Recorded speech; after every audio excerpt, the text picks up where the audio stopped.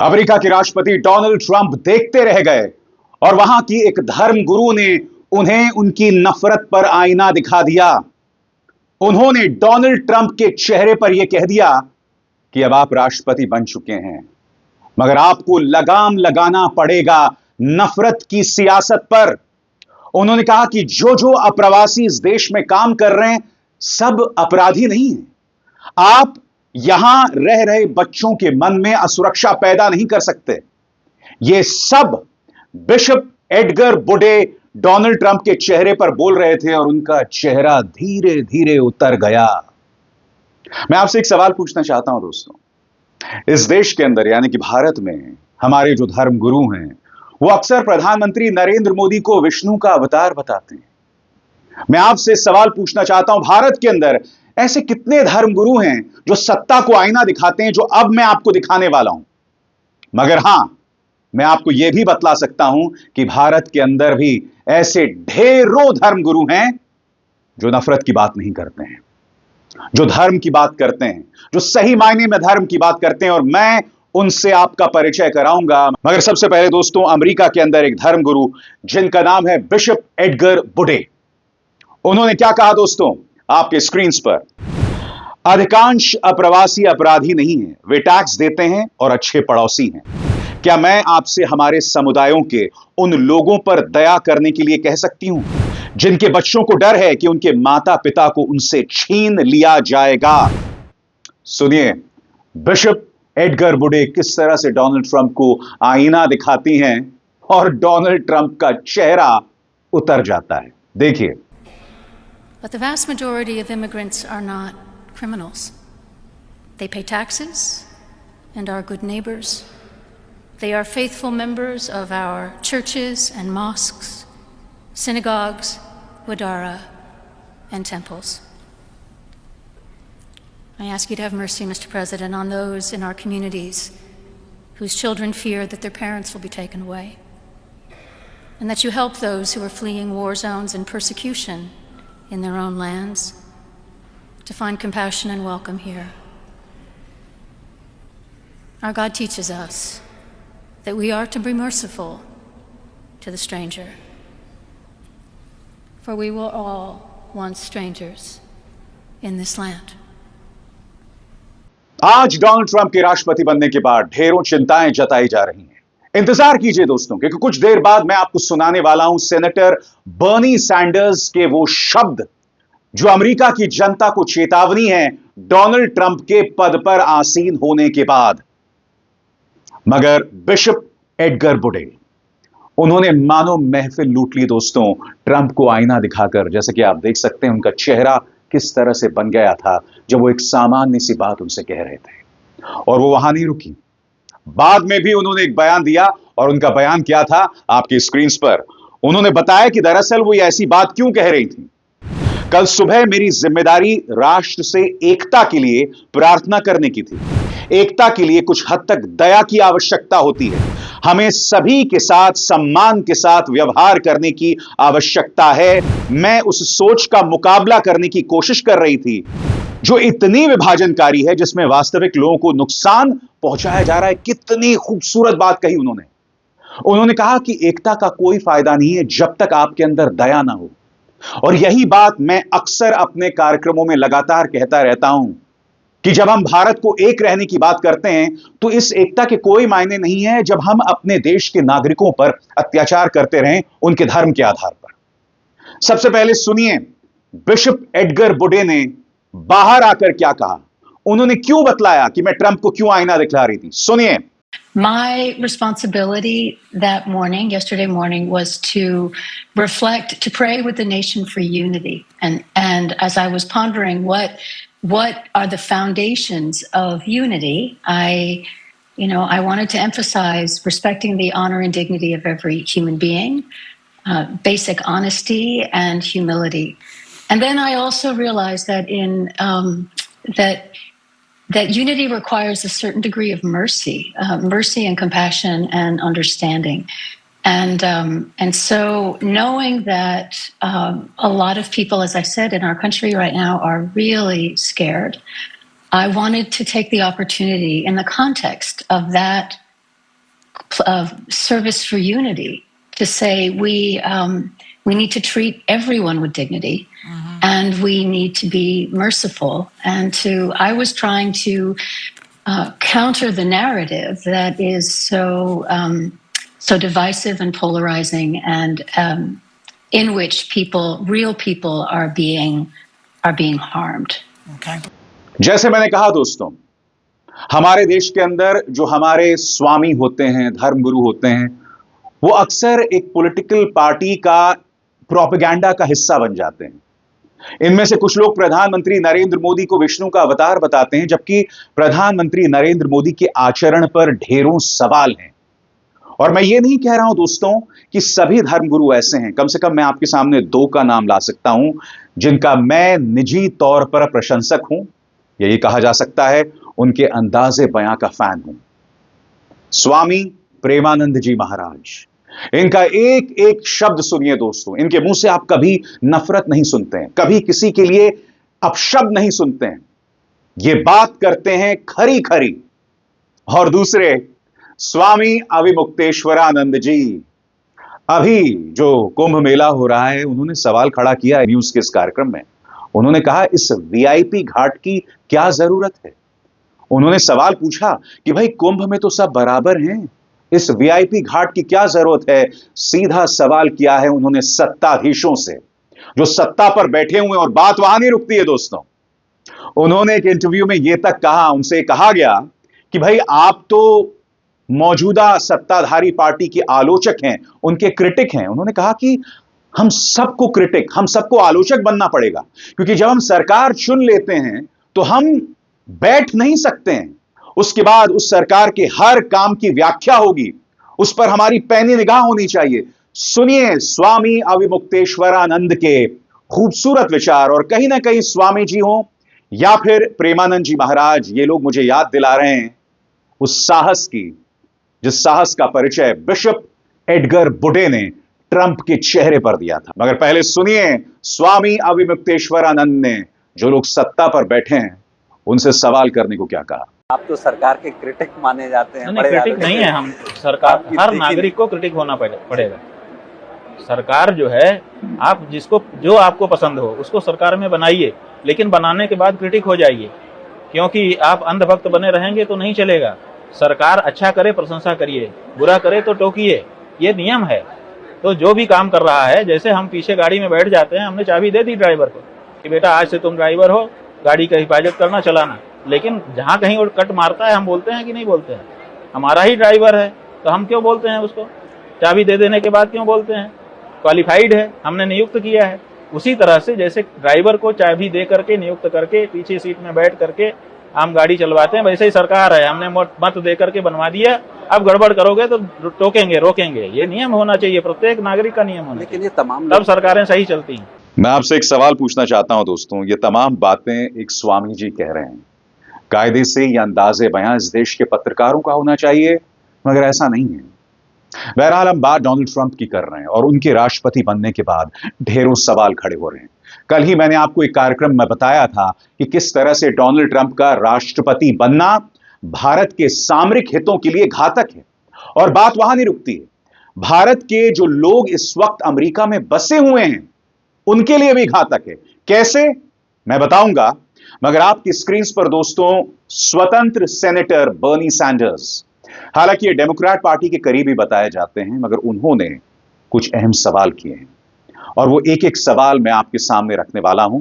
अंग्रेजी में वो बयान देंगे, उसका अनुवाद मैं आपको लगातार बताता रहूंगा, मगर एक एक करके उनका बयान आपकी स्क्रीन पर आ रहा है। सबसे बड़ी बात जो वो कहते हैं और जिसमें वो भारत का भी जिक्र करते हैं कि पिछले 10 सालों में गर्मी लगातार बढ़ रही है। डोनाल्ड ट्रंप ने जलवायु परिवर्तन पर कुछ नहीं कहा अपने भाषण में, उल्टा उन्होंने पेरिस जलवायु समझौते पर से अमेरिका का हाथ खींच लिया। बर्नी सैंडर्स कह रहे हैं कि भारत से लेकर यूरोप से लेकर दुनिया भर में हालात बद से बदतर हो रहे हैं, मगर ट्रंप की नीति सिर्फ खुदाई की है और उसके अलावा कुछ नहीं। सुनिए बर्नी सैंडर्स ने भारत का जिक्र करते हुए क्या कहा। During his inaugural speech, Trump did not have one word to say about how we're going to address the planetary crisis of climate change. The last 10 years have been the warmest years ever recorded, and extreme weather disturbances and natural disasters are taking place all over the world, from Los Angeles to India, across Europe to North Carolina. Not one word from Trump about climate change, except, of course, to make it clear that he intends to make this horrific situation even worse with drill, baby, drill. Just brilliant. और अगली बात जो Bernie Sanders ने कही ना, आपको भारत की याद आ जाएगी। उन्होंने कहा कि अमेरिका के जो 3 सबसे धनी व्यक्ति हैं, उनके पास जितना पैसा है, उतना पैसा अमेरिका की आधी आबादी के पास भी नहीं है। कुछ सुना सुना लगता है ना? कहीं ना कहीं बर्नी सैंडर्स के इस बयान से आपको गौतम अडानी, मुकेश अंबानी की याद आ जाएगी, जिनको जबरदस्त फायदा हुआ है। बर्नी सैंडर्स ने यह तक कहा कि जब से डोनाल्ड ट्रंप अमेरिका के राष्ट्रपति हो गए हैं, ये जो 3 धन्ना सेठ हैं, टॉप 3 धन्ना सेठ, उनकी जो दौलत है वो 200 अरब डॉलर से ज्यादा बढ़ गई है। सुनिए बर्नी सैंडर्स क्या कह रहे हैं। Today in America, we have more income and wealth inequality than we have ever had. The wealthiest 3 people in America now own more wealth than the bottom half of our society. But Trump had nothing to say, not one word, about the growing gap between the very rich and everybody else. And maybe, just maybe, that's because he had those 3 people, the 3 wealthiest people in our country, sitting right behind them at its inauguration. And I should add that those 3 people, if you can believe it, and this really is unbelievable, saw their wealth increase by more than $233 billion since the November elections. How's that? $233 billion increase in wealth for the 3 wealthiest people. No wonder they were sitting right behind Donald Trump at his inauguration. They couldn't be happier. Bernie Sanders लगातार कहते रहे कि Donald Trump ने असली मुद्दों पर बात नहीं की। उन्होंने कहा कि अमेरिका की जो हाउसिंग व्यवस्था है वो पूरी तरह से चरमरा रही है। 8 लाख लोग बेघर हैं। इसके अलावा लोग अपनी कमाई का 50% से ज्यादा घरों पर खर्च देते हैं, मगर ट्रंप इस पर खामोश हैं। सुनिए सेनेटर बर्नी सैंडर्स क्या कह रहे हैं। And millions of people spending 50 or 60% of their limited income on housing. We have a major housing crisis in America. Everybody knows it. And Trump, in his inaugural address, did not devote one word to it. Sanders ये भी कह रहे हैं कि America की स्वास्थ्य प्रणाली चरमरा रही है, मगर ट्रंप के पास इसका कोई समाधान नहीं है। सुनने में बड़ा अटपटा लगता है ना दोस्तों। कहने को अमेरिका दुनिया का दादा, दुनिया का सबसे धनी देश, मगर वहीं की स्वास्थ्य प्रणाली चरमरा रही है। और चाहे जलवायु परिवर्तन हो या स्वास्थ्य, इस मुद्दे को लेकर कोई चर्चा नहीं है, कोई भी चर्चा नहीं है। सुनिए वहां की स्वास्थ्य प्रणाली पर वो क्या कह रहे हैं। Our healthcare system is broken, is dysfunctional, and it's wildly expensive. Not one word from Trump about how he is going to address the healthcare crisis. We pay by far the highest prices in the world for prescription drugs, sometimes 10 times more than the people in other countries. And 1 out of 4 Americans are unable to afford the prescriptions that their doctors prescribe. Not one word in his speech on the high cost of prescription drugs. और आपको समझना पड़ेगा कि आखिर Bernie Sanders जो हैं जलवायु परिवर्तन पर इतने चिंतित क्यों हैं। क्योंकि लॉस एंजलिस में नए सिरे से आग लग रही है दोस्तों। इन तस्वीरों में आप देख सकते हैं, बीबीसी की एक खबर है, और इस तस्वीर में आप देख सकते हैं किस तरह से धुएं का गुबार दिखाई दे रहा है। बाकायदा लोग जो है शहर से भागने की कोशिश कर रहे हैं, और धुएं का गुबार आप आसमान पर देख रहे हैं, जो अपने आप में बहुत चिंतित करने वाली तस्वीर है। अब तक लॉस एंजलिस की आग पर काबू नहीं पाया जा सका है, और यह प्रलयंकारी मंजर वहां पर दिखाई दे रहा है। ट्रंप राष्ट्रपति बनते ही वो सीधे पेरिस अकॉर्ड पर से अमेरिका का हाथ खींच लेते हैं और विडंबना देखिए, वहां का जो सबसे संपन्न शहर है उसमें नए सिरे से आग लग रही है।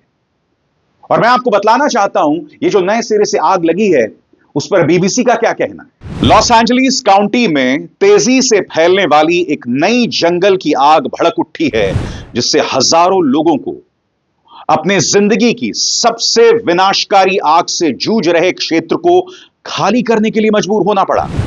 ह्यूज आग बुधवार दोपहर को लॉस एंजलिस शहर से लगभग 45 मील उत्तर पश्चिम में एक पहाड़ी क्षेत्र में कैस्टेक झील के पास लगी, जो कई आवासीय क्षेत्रों और स्कूलों के दायरे में।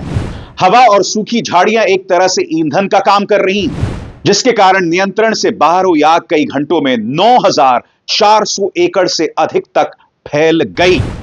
इस दुनिया को अब ईश्वर ही बचा सकते हैं, क्योंकि दुनिया का ताकतवर आदमी एक ऐसा व्यक्ति है जिसकी सोच बहुत ही सक्रिय है। दुख की बात यह है कि इसी डोनाल्ड ट्रंप के लिए यहां भारत में कई लोग जो है वो पूजा अर्चना कर रहे थे। याद कीजिएगा 2020 में प्रधानमंत्री ने एक चुनावी रैली में, और वो भी अमेरिका की चुनावी रैली में, कहने को एनआरआईज का ये कॉन्फ्रेंस था मगर वो अमेरिका की चुनावी रैली बन गई। अपने मित्र डोनाल्ड ट्रंप के लिए देखिए किस तरह से वोट मांग रहे थे प्रधानमंत्री। President of the United States of America, Mr. Donald Trump. Ladies and gentlemen, I present to you my friend, a friend of India, a great American president, Mr. Donald Trump. अब की बार Trump सरकार। और अब Donald Trump के राष्ट्रपति बनने के बाद कई भारतीयों के लिए खतरे की घंटी बज गई है। कल ही मैंने आपको बताया अवैध ढंग से रह रहे भारतीयों को अब वापस भारत भेजा जा रहा है और इसकी संख्या करीब 20,000 है। बताइए दोस्तों, यह अपने आप में कितनी शर्मिंदगी की बात है भारत के लिए। और इनमें से अधिकतर मॉडल स्टेट गुजरात से हैं। सबसे बड़ी बात, बर्थराइट सिटीजनशिप, यानी कि अक्सर कई भारतीय जो अमेरिका चले जाते हैं और जब उनका बच्चा अमेरिका में जन्म लेता है तो वह अमेरिका का नागरिक जो है बन जाता है। अब डोनाल्ड ट्रंप इसे खत्म करना चाहते हैं। H-1B वीजा को लेकर भी कई आशंकाएं हैं। सबसे बड़ी बात दोस्तों, मैं आपको बतलाने वाला हूं कि अमेरिका की नागरिकता आपको किन हालात में नहीं मिलेगी। अगर आपका बच्चा वहां पैदा भी हो गया हो तब भी आपको नहीं मिलने वाली है, और किन हालात में नहीं मिलेगी वो तमाम कंडीशंस आपके सामने। जिन लोगों को नागरिकता नहीं मिलेगी उनमें कौन कौन से लोग हैं? अमेरिका में पैदा हुए बच्चे की मां यदि अवैध रूप से वहां रह रही हो, पिता अगर बच्चे के जन्म के समय अमेरिका का नागरिक या वैध स्थायी निवासी ना हो, बच्चे के जन्म के समय मां अमेरिका की वैध लेकिन अस्थायी निवासी हो, पिता बच्चे के जन्म के समय अमेरिका के नागरिक या वैध स्थायी निवासी ना हो। दोस्तों, इसके अलावा डोनाल्ड ट्रंप H-1B वीजा पर भी लगातार विरोधाभासी संकेत दे रहे हैं, और इसकी एक वजह है क्योंकि उनके जो सलाहकार हैं इलॉन मस्क, वो H-1B वीजा के पक्ष में हैं। उनका कहना है कि भाई मेरे जो काफी बिजनेस इंटरेस्ट हैं वो H-1B वीजा से आए लोगों की वजह से पूरे हुए हैं। तो ये भारतीयों के लिए उम्मीद की एक किरण है। H-1B वीजा के बारे में डोनाल्ड ट्रंप ने क्या कहा था आपकी स्क्रीन पर। ट्रंप कहते हैं, मुझे पसंद है कि हमारे देश में प्रतिस्पर्धी लोग आए। जहां तक H-1B वीजा की बात है तो मैं इसको अच्छे से समझता हूं। मैंने इस प्रोग्राम का इस्तेमाल किया है। हमें चाहिए कि यहां अच्छा काम करने वाले लोग आएं। हमें जरूरत है कि हमारे देश में अच्छे लोग आएं और हम ये H-1B प्रोग्राम के जरिए करते हैं। तो ट्रंप राष्ट्रपति बन गए हैं, मगर कई सवाल मुंह बाहे खड़े हुए हैं।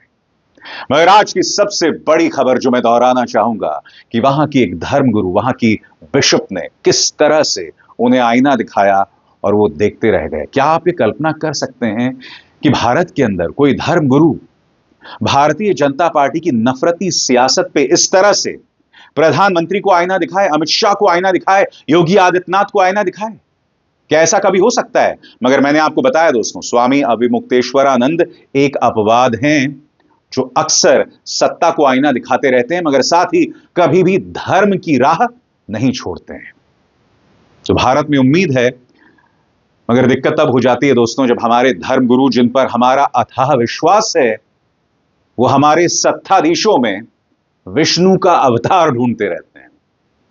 अभिसार शर्मा को दीजिए इजाजत। नमस्कार।